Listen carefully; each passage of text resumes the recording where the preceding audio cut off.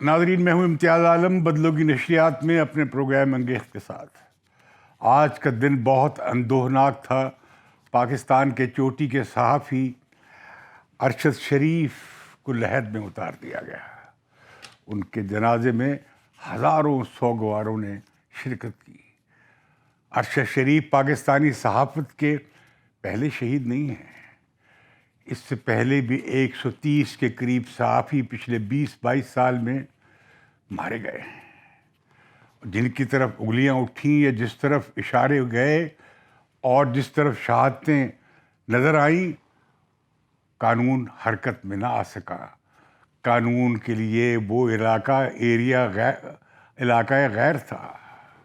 ہاتھ جلتے تھے قانون کے۔ لیکن آج ارشد شریف کی شہادت پہ اتنا شور بپا ہوا ہے، اتنا غم و غصہ ہوا ہے کہ پورا ملک چنگھاڑ اٹھا، اور پھر اشارے اس طرف ہونے لگے جس طرف کہ عام طور پر ہوتے ہیں ایسے مواقع پہ۔ اور ہم نے دیکھا ہے کہ ماضی میں ایجنسیز کے ہاتھوں کیا ہوتا رہا۔ ہمارے سامنے کیسز ہیں۔ سلیم شہزاد کا کیس ہے جس میں میں خود ایک گواہ کے طور پہ پیش ہوا تھا۔ لیکن یہ جو کیس ہے ارشد شریف کا، یہ بڑا ہی عجیب کیس ہے۔ کسی نے خوب کہا ہے، میں کس کے ہاتھ پہ اپنا لہو تلاش کروں، تمام شہر نے پہنے ہوئے ہیں دستانے۔ اب دستانے اتر رہے ہیں، اب حقائق سامنے آ رہے ہیں۔ آج ISPR کی ڈائریکٹر جنرل اور ڈائریکٹر جنرل ISI دونوں نے بیک وقت ایک پریس کانفرنس سے خطاب کیا۔ ان کا بڑا موضوع تو ارشد شریف کی شہادت کے حوالے سے بعض حقائق سے پردے اٹھانا رہا، یا چند اہم سوالات جن کی تلاش جاری ہے، جن کا جواب کی تلاش جاری ہے۔ اور اس کے ساتھ ہی عمران خان کے بیانیے پہ جو فوج کے خلاف بیانیہ انہوں نے دیا، صادق و جعفر کا اور بے ایمان کا اور غدار کا اور نیوٹرل کا، اسے بھی آج خوب ISPR کے چیف نے بھی اور DG ISI نے، جو کبھی سامنے نہیں آتے، ان کی تصویریں بھی نظر نہیں آتی، انہیں بھی سامنے آ کے کہنا پڑا۔ اور ان کے بقول مارچ سے ان پر بہت دباؤ تھا، ذاتی طور پہ ان پر حملے ہوئے، لیکن وہ سامنے نہیں آئے۔ لیکن آج ملک کے مستقبل، اس کے اداروں کی حرمت کا سوال ہے، لہذا انہیں آ کر بولنا پڑا۔ ناظرین، آج جو انکشافات ہوئے ہیں اس میں کچھ اور باتیں سامنے آئی ہیں۔ ایک تو یہ کہ جو تھریٹ تھا، یا جو تھریٹ الرٹ تھا، جسے کہتے ہیں دھمکی کا نوٹس، ارشد شریف کو ISI کی طرف سے دھمکی نہیں تھی۔ ISI نے کہا کہ ہمیں تو ان کے بارے میں دھمکی، DG ISPR نے کہا کہ ہمیں تو ہمارے علم میں نہیں تھا کہ انہیں کوئی دھمکی ملی ہے، بلکہ ان کے خیال میں یہ کہ انہیں پاکستان میں کوئی خطرہ نہیں تھا ارشد شریف کو۔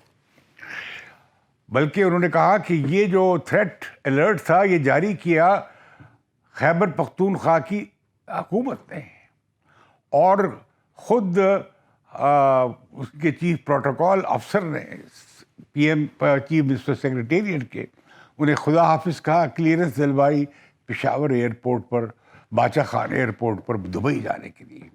آج یہ بھی انکشاف ہوا کہ بہت سلمان جو تھے، اقبال، بہت پریشانی میں تھے، کسی طریقے سے وہ باہر چلے جائیں۔ ان کا ٹکٹ جو تھا دبئی کا، وہ بھی خریدا گیا، ARY نے خریدا کراچی میں، اور پھر وہ جا کے دبئی میں بھی ٹھہرنے کا انتظام بھی ARY نے یا سلمان اقبال نے کیا۔ اور وہ پھر جب دبئی گئے، اور وہاں سے آخر کینیا کیوں گئے؟ کوئی 34 کے قریب ممالک ہیں جہاں پاکستانی بغیر ویزے کے لینڈ کر سکتے ہیں، جس میں نیپال بھی شامل ہے، جس میں مالدیو بھی شامل ہے، ہمارے جنوبی ایشیا ہی میں۔ وہ آخر کینیا کیوں گئے؟ جہاں کے حالات اچھے نہیں ہیں، جہاں بہت مافیاز کی لڑائی چلتی ہے، ڈرگ مافیاز ہیں، گولڈ مافیاز ہیں، وہاں پہ اسمگلرز کی مافیاز ہیں، پولیس بھی بہت کافی کرمنل ہے، اور ایک پورا گروپ ہے پولیس کا جسے اس دفعہ اب کے جو کینیا کے پریزیڈنٹ ہیں انہوں نے وعدہ کیا تھا انتخابات میں کہ انہیں ڈسبینڈ کر دیا جائے گا۔ تو کینیا کو چلے گئے. اب ایک اور انکشاف ہوا ہے کہ یہ جو خرم اور وقار ان کے ساتھ دو اشخاص تھے، اس کے بارے میں اطلاع یہ ملی ہے کہ خرم بھی اے آر وائی گولڈ کا یا اے آر وائی ٹیلی ویژن کا یا اس کارپوریشن کے کا ملازم ہے. اب اس دوسرے شخص وقار کے بارے میں بھی تفتیش جاری ہے کہ یہ کون ہے، یہ کس کا ساتھی ہے، اور خود عرش شریف کا اس کے ساتھ کیا تعلق تھا. اور وہ جو ریسٹ ہاؤس ہے جہاں وہ ٹھہرے گئے تھے اور مہینہ بھر وہاں رہے، وہاں سے وہ کس کا ہے، اس کے بارے میں بھی اشارے یہ مل رہے ہیں کہ وہ بھی اے آر وائی گروپ کی ہی ملکیت ہے اور ان کا کاروباری بھی کینیا تک وسیع ہے. تو بہت ساری اور افواہیں آتی رہیں. آج ان کا یہ کہنا بھی تھا آئی ایس آئی چیف کا بھی اور D G I S P R کا بھی کہ ارشد شریف کے تو ان کے ساتھ بڑے ہی پرانے مراسم اور قریبی تعلق رہا ہے، ایجنسی کا بھی اور فوج کا بھی. اور وہ فوج کی اور ایجنسی کے لیے وار آن ٹیرر کے دوران بڑا قریب رہ کر کام کرتے رہے، بہت اچھا کام کرتے رہے. ابھی بھی جب وہ ملک سے باہر چلے گئے تھے ان کا آئی ایس پی آر کے ساتھ بھی رابطہ تھا اور آئی ایس آئی کے لوگوں کے ساتھ بھی وہ رابطہ کرتے رہے تھے. لیکن میں حیران اس پہ ہوں کہ اگر انہوں نے اتنی بڑی دھمکی تھی تو انہوں نے اس کا ذکر آئی ایس آئی اور آئی ایس پی آر والوں کے ساتھ کیوں نہ کیا. شاید وہ ان سے چھپانا چاہتے تھے. لیکن کل ہی ایک بڑی خوفناک کانفرنس کی ہے، پریس کانفرنس، وہ ہے واڑا صاحب کی، جو کہ تحریک انصاف کے بانی اراکین میں سے ہیں اور جو بہت قریبی دوست رہے ہیں. اور وہ کہہ رہے تھے، دعویٰ کر رہے تھے کہ ان کا مسلسل رابطہ رہا عرش شریف سے. انہوں نے کل ایک اور بڑی بات یہ کی کہ عرش شریف کو کسی اسٹیبلشمنٹ سے یا ایجنسی سے خطرہ نہیں تھا، بلکہ وہ کسی سازش کا لپیٹ میں آ گئے اور اس سازش کا شکار ہو کر وہ ملک سے چلے گئے، اور حالانکہ وہ ملک سے باہر جانا نہیں چاہتے تھے. پھر وہ کہہ رہے ہیں کہ ان کا رابطہ تو ان کے ساتھ وہاں بھی رہا، یو اے ای میں بھی رہا اور کینیا میں بھی رہا. اور انہوں نے یہ کہا کہ قریبی رینج سے مارا گیا ہے، ایک ان کے سینے میں گولی لگی اور ایک ان کے سر کے پیچھے گردن سے میں لگی گولی جو ان کے سر سے پار ہو گئی. اور اس کے بارے میں انہوں نے دعویٰ کیا وہ قریبی رینج سے ہے. ابھی فورینسک رپورٹ آئے گی تو پتہ لگ جائے گا کہ وہ کتنی قریب سے یا کتنی دور سے وہ فائر کیا گیا جس کا کہ وہ شکار ہوئے. تو ناظرین، جتنے بھی اس سازش کے حوالے سے جو ہم کھولتے جائیں اس کے مزید نئی نئی باتیں سامنے آتی جاتی ہیں. اور آج جب رانا ثناء اللہ صاحب نے تحقیق کی، پریس کانفرنس کی، تو انہوں نے تو یہاں تک کہہ دیا کہ اس میں یہ جو سلمان ہیں، اقبال، اور ان کے جو حماد یوسف ہیں اور عمران خان، وہ اس میں شامل ہیں اس سازش میں. انہوں نے یہ ایکوزیشن کی ہے، اور یہ بھی کہ خود D G I S P R نے یہ کہا ہے کہ آپ نقطے جوڑیں، اور ہر کئی جگہ پہ اس کا سلمان اقبال کا جو چیف ایگزیکٹو آفیسر ہیں اے آر وائی کے، ان کا نام کئی جگہ پہ آ رہا ہے. تو فوج نے ایک طرح سے اپنی وضاحت اور صفائی پیش کر دی ہے. ساتھ یہ بھی کہا ہے کہ وہ تو ہمارے دیرینہ ساتھی تھے اور ہمیں اگر ان سے اختلاف بھی تھا لیکن ان کا احترام اپنی جگہ برقرار تھا. میں سمجھتا ہوں کہ یہ جو دکھ ہمیں سامنے نظر آیا وہ ایک پرانے ساتھی کے بچھڑنے کا بھی نظر آتا ہے. لیکن مجھے تو زیادہ میرے ذہن پہ کیس سوار تھا سلیم شہزاد کا، کیونکہ سلیم شہزاد کو نیوی کی انٹیلیجنس سے خبریں ملتی تھیں اور انہوں نے اس کے حوالے سے خبر فائل کر دی، اور اس طرح انہوں نے وہ لائن کراس کر لی اور انہیں مار دیا گیا. لیکن سلیم شہزاد کے کیس کا کوئی نتیجہ نہیں نکلا. لیکن آج آئی ایس پی آر نے تو یہاں تک کہہ دیا کہ ڈائریکٹر جنرل نے کہ ہم تیار ہیں اور ہم چاہتے ہیں کہ اس کی بہت اعلیٰ سطح پہ تحقیقات کی جائے، یو این کے آسپیسز کے تحت کی جائے، انٹرنیشنل ایکسپرٹس بلائے، فورینسک کے دوسرے جو بھی ایکسپرٹس جن کی ضرورت ہو وہ کمیشن کو ان کی مدد حاصل ہو. اور انہوں نے کہا کہ یہی وجہ ہے کہ ہم اس سے، آئی ایس آئی کے چیف نے کہا کہ ہم نے اپنے بندے کو اس لیے وڈرا کیا تاکہ یہ نہ کہا جائے کہ آئی ایس آئی اس ساری تفتیش کو انفلوئنس کرنا چاہ رہی ہے. تو لگتا یہ ہے کہ آئی ایس آئی اس معاملے میں کلیئر ہو کر سامنے آنا چاہتی تھی، اور آج اسے چونکہ بہت دباؤ پڑ گیا اور بہت سوشل میڈیا پہ شور مچا کہ یہ کام جس کا ہے اسی کو ساجے کے مصداق ISI نے کیا ہوگا. تو اس اسپیکولیشن کا اتنا پریشر بلڈ ہوا کہ آج ISI چیف کو آ کے بولنا پڑا. دوسری بات جو ISI چیف کو آج آنی پڑی، لگتا یہ ہے کہ جو عمران خان مسلسل دھاڑے جا رہے ہیں اور کہے جا رہے ہیں، میر جعفر اور میر سعدہ کی گردان کر رہے ہیں، نیوٹرلز کو جانور قرار دے رہے ہیں اور جانے کیا کچھ کہہ رہے ہیں، غدار تک کہہ رہے ہیں. تو لگتا یہ ہے کہ پیمانہ صبر جو ہے اور پیمانہ ضبط جو ہے آج چھلک گیا، اور انہیں آ کر ISI چیف کو آ کر کہنا پڑا کہ یہ تو تیار تھے موجودہ آرمی چیف کو تا حیات آرمی چیف رکھنے پر، انہیں ایکسٹینشن دینے پہ تیار تھے مارچ میں، بشرطے کہ آرمی چیف ان کی مدد کرتے عدم اعتماد کے ووٹ کو ناکام کرنے کے لیے. انہوں نے اس میں بھی کہا کہ یہ سائفر کی جو ساری کہانی بیان کی گئی یہ 100% جھوٹ ہے. ISI تحقیق کر چکی تھی کہ اس میں کوئی بیرونی سازش کی یا مداخلت کی ہمیں کوئی شہادت نہیں ملی، جس سے پچھلی حکومت نے ہماری رپورٹ کو پبلک نہیں کیا اور ہم پبلک حکومت کی مرضی کے بغیر نہیں کر سکتے تھے. انہوں نے یہ بھی کہا کہ سائفر کے معاملے پہ تو DG ISPR نے کہا کہ 11 تاریخ کو خود 11 مارچ کو آرمی چیف نے کامرہ میں ایک جس جگہ ملاقات ہوئی عمران خان سے تو انہوں نے اس سائفر کا ذکر کیا جو خط تھا ہمارے جو سفیر کی. انہوں نے کہا کہ اسے انہوں نے سیاسی طور پر استعمال کیا اور بڑے وہ اچانک اچنبے میں آ گئے، حیران ہو گئے جب عمران خان نے وہ خط 27 مارچ کو لہرایا. تو فوج کھل کر سامنے آ گئی ہے کہ یہ بیانیہ جھوٹ تھا اور اس بیانیے کے میں لتاڑا گیا اور نشانہ بنایا گیا، تضحیک کی گئی افواج پاکستان کی اور اس کی قیادت کی. تو انہوں نے یہ بھی وضاحت کی جس کا کہ مطالبہ پاکستان کی جمہوری تحریک مسلسل کرتی آئی ہے ایوب خان کے زمانے اور اس سے پہلے ایوب خان کے زمانے سے، اسکندر مرزا کے زمانے سے، کہ فوج کا سیاست میں کوئی کردار نہیں ہونا چاہیے اور اداروں کو اپنی آئینی حدود میں رہنا چاہیے. آج بڑا زوردار اعلان ہوا ہے فوج کے 2 معتبر نمائندوں کی طرف سے کہ وہ کوئی سیاسی کردار ادا نہیں کریں گے، اور یہاں تک ISPR کے چیف نے کہا کہ مارچ کے بعد اب ہمیں بتائیں کہ ہم نے کہیں کوئی مداخلت کی ہو کسی الیکشن میں، کوئی شہادت لے کر آئیں.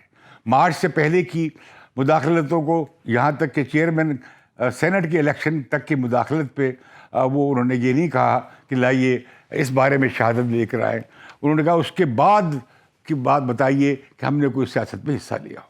ایک بات جو زور دے کر کہی گئی کہ یہ صرف آرمی چیف کا فیصلہ نہیں ہے، یہ آرمی چیف کی ساری کمانڈ افسرز کی جو میٹنگ ہوتی ہے، اجتماعی قیادت، ان کا ایک اداراتی اجتماعی فیصلہ ہے، اور یہ افسر اگلے 10-15 سال تک فوج کی کمانڈ میں رہیں گے جو اس فیصلے میں شامل تھے. مطلب یہ ہے کہ اس میں میجر جنرل بھی شامل تھے، لیفٹیننٹ جنرل بھی شامل تھے، جنہوں نے یہ فیصلہ کیا کہ بھئی گڈ بائی ٹو پالیٹکس. تو میں سمجھتا ہوں کہ یہ بڑا خوش آئند اعلان ہے کہ افواج پاکستان نے اپنے آپ کو سیاست سے علیحدگی کا اتنا باشکاف اعلان کیا. میں سمجھتا ہوں اس کے ساتھ ہی کوئی آئینی اور قانونی اقدامات کی اور اداراتی سطح پہ اقدامات کی ضرورت ہے کہ کس طرح اس بات کو، فوج کے اس عزم کو آئینی، قانونی اور ضابطہ کار کی شکل دی جائے. آرمی چیف کے اپائنٹمنٹ پہ بھی کہا گیا کہ وہ آئین کے اور قانون کے مطابق ہوگا اور اپنے وقت پر ہو جائے گا. تو اس کے ساتھ ہی جب یہ اتنی زوردار پریس کانفرنس ہوئی، اسی کے پس منظر میں آپ کو کی توجہ دلانا چاہتا ہوں عمران خان کے منگل کے روز جو انہوں نے اعلان کیا کہ جمعے سے یعنی کل سے وہ لانگ مارچ شروع کر رہے ہیں. یہ ان کا لانگ مارچ 8 دن لاہور سے شروع ہو کے چلتا رہے گا اور 4 اکتوبر کو یہ اسلام آباد پہنچے گا. ابھی تک عمران خان نے اپنے لانگ مارچ کی تفصیلات بیان نہیں کی ہیں. جو تفصیل سامنے آئی ہے وہ یہ ہے کہ وہ لاہور کے لوگ شاہدرہ سے واپس آ جائیں گے اور اس کے بعد اگلے دن وہ پھر کارواں روانہ ہو جائے گا. مطلب یہ ہے کہ عمران خان کو 10 12 15 جلسے GT روڈ پہ اگلے 15-20 دن کریں گے تاکہ اور موبلائزیشن ہو جائے. انہوں نے کہا کہ ہم پرامن رہیں گے، ریڈ زون میں جائیں گے نہیں، اور 4 تاریخ کو سے آن ورڈ انہیں وہاں پہ جلسہ کرنے اور سیٹ ان کرنے کی یعنی دھرنا دینے کی اجازت دی جائے. اس پر کسی کو کوئی اعتراض نہیں ہے اگر عمران خان اپنا جمہوری حق استعمال کرتے ہیں جلسے جلوس کا. جس چیز پہ شک ہے، اعتراض کیا جا رہا ہے کہ وہ بہت ایکسٹرا آرڈنری صورتحال کریٹ نہ کرتے. مجھے لگتا ہے کہ Imran Khan constitutional break down نہیں چاہیں گے، کیونکہ کانسٹیٹیوشنل بریک ڈاؤن میں تو پورے سسٹم کا صفایا ہو جاتا ہے، اور انہیں یہ بھی معلوم ہے کہ اگر انہوں نے سسٹم کو گرانے کی کوشش کی تو انہیں سختی سے ان کے ساتھ نپٹا جائے گا. یہ فقط اعلان ہمارے رانا ثناء اللہ صاحب کا نہیں ہے، بلکہ یہ اعلان افواج پاکستان کی طرف سے آج آیا ہے کہ وہ قانونی اور آئینی حکومت کی پشت پر کھڑے ہوں گے اگر آئین اور قانون کو توڑنے کی کوشش کی گئی، اور وہ قانونی اور آئینی طور پر پابند ہے حکومت کے احکامات کے آرٹیکل 245 کے تحت. تو آج عمران خان نے تو اعلان کرنا تھا جمعرات یا جمعے کو، لیکن انہوں نے بالکل اسے جوڑ دیا ارشد شریف کی شہادت کے ساتھ، اور جو غصہ پیدا ہوا اس سے انہوں نے کیپٹلائز کرنے کی کوشش کی. اور آج جب ان کی تدفین ہو رہی ہے تو عمران خان کل سے لانگ مارچ پہ روانہ ہو جائیں گے. تو عمران خان نے بہت اسے یہاں تک کہہ دیا کہ انہیں معلوم ہے کہ اس کے خلاف سازش تھی، ان کے پاس انفارمیشن تھی، اور انہوں نے اسے کہا کہ چلے جاؤ، اور وہ دوبارہ کہا، وہ جا نہیں رہا تھا لیکن پھر انہوں نے کہا. اسی طریقے سے ہم دیکھتے ہیں کہ جو ARY کے سلمان اقبال ہیں وہ بھی بہت انٹرسٹڈ تھے ان کے جانے میں. کیا یہ معاملہ گل کی اس انٹرویو کی وجہ سے شروع ہوا جو ARY پہ ہوا تھا، جس میں انہوں نے فوج کے نچلے رینکس کو ابھارنے کی کوشش کی تھی قیادت کے خلاف، جس پہ ان کے خلاف مقدمہ بنا اور ان کے ساتھ کافی برا سلوک بھی ہوا جس پہ کافی شور بچا. تو لیکن اس کے ساتھ ہی اس میں شامل سمجھے گئے ارشد شریف. اب دیکھیے، جب آدمی سازشوں کا حصہ بن جائے صحافی، یا سازشوں میں گھر جائے یا اس کے لیے استعمال ہو جائے، تو اس کے لیے مشکل ہو جاتی ہے. ہاتھیوں کی لڑائی میں گھاس جو ہے کچلا جاتا ہے، اور مجھے شک ہے کہ ارشد شریف ہاتھیوں کی لڑائی کا نشانہ بن گئے یا شکار ہو گئے. یہاں پہ میں سمجھتا ہوں کہ ہمارے لیے ایک سبق بھی ہے کہ ہم اپنی آزادی اظہار کا دفاع بھی کریں، اور ہر صحافی کا اس سے قطع نظر کہ ہم میں اتفاق رائے ہے یا نہیں ہے، ایک دوسرے سے اختلاف کا حق کا احترام کرتے ہوئے ہم ایک دوسرے کے حق کے لیے سینہ سپر رہیں اور ایک دوسرے کی سلامتی کے لیے اکٹھے رہیں. ایک صحافی کا قتل سب صحافیوں پہ حملہ ہے، اور ہم سب مل کر آواز اٹھاتے رہیں گے. ارشد شریف کی اس کیس کا فیصلہ ہونا چاہیے، اور یہ قتل جو صحافیوں کے ہوتے ہیں یا جو لوگ اختلاف رائے رکھتے ہیں ریاست سے، اس کی پالیسیز سے ان پہ تنقید کرتے ہیں، ان کی حفاظت کے لیے ضروری ہے مستقبل میں کہ اس کیس کا فیصلہ ہو. لیکن پاکستان میں بڑے بڑے کیس ہوئے ہیں، کیا بے نظیر بھٹو کے کیس کی تحقیق ہو سکی ہے؟ نہیں ہوئی ہے. تو میں سمجھتا ہوں شاید اس کیس کی بھی تفتیش کے نتیجے میں کچھ سامنے نہ آئے. حکومت نے بھیج دیے 2 لوگ کینیا تفتیش کے لیے، موقع واردات دیکھنے کے لیے، اور پولیس سے اور ان 2 حضرات سے بات کرنے کے لیے اور وہاں سے معلومات اکٹھی کرنے کے لیے. آج تو یہاں تک کہہ دیا گیا ہے، اور میں سمجھتا ہوں بڑا خوش آئند ہے. میں تو اس کی ذکر کر رہا تھا کہ کیوں نہ UN کے تحت اس کی تفتیش کی جائے اس کیس کی، کیونکہ اس میں کینیا بھی انوالو ہے. اور کیوں نہ اگر ہم اسکاٹ لینڈ یارڈ کی خدمات لیں ارشد شریف کے کیس کی گتھی سلجھانے کے لیے. تو میں یہاں سمجھتا ہوں کہ اس سانحے کے بعد اگر پاکستان کی ریاست جو ہے آئین اور قانون کے دائرے کے مطابق چلنے لگتی ہے، اور صحافیوں کو لفافے دینے بند کیے جاتے ہیں اور انہیں ریکروٹ کرنا بند کیا جاتا ہے، تو مجھے بڑی خوشی ہوگی کہ پاکستان میں یہ آزاد صحافت کی طرف ایک بڑا قدم ہوگا. ہم نے دیکھ لیا کہ کس طرح لوگوں کو آپٹ کیا جاتا تھا ایجنسیز کی طرف سے، ISPR کی طرف سے، اور پھر ہم نے یہ بھی دیکھا کہ ان کی بڑی تعداد جو ہر وقت لگی رہتی تھی آزادی صحافت کا مطالبہ کرنے والوں کے خلاف، جمہوریت کا مطالبہ، سویلین بالادستی کا تقاضا کرنے والوں کے خلاف، وہ ہر وقت لگے رہتے تھے. ہم نے دیکھا کہ اچانک وہ جمہوریت پسند ہو گئے ہیں، ہم نے دیکھا کہ اچانک وہ باغی ہو گئے ہیں.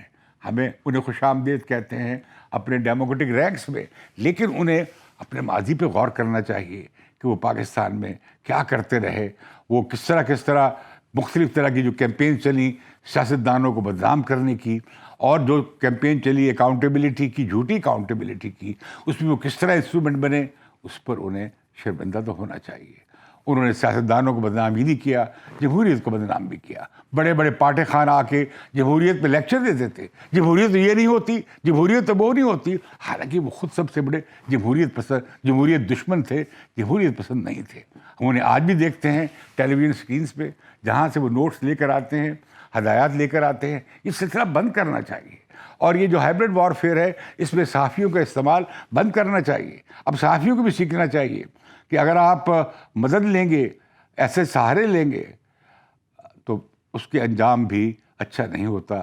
جس طرح ہم سلیم شہزاد کے کیس میں دیکھ چکے ہیں، جس طرح کہ ہم شاید ارشد شریف کے کیس میں بھی ہمیں یہ بات نظر آئے. میں کچھ قطعی طور پہ نہیں کہہ سکتا.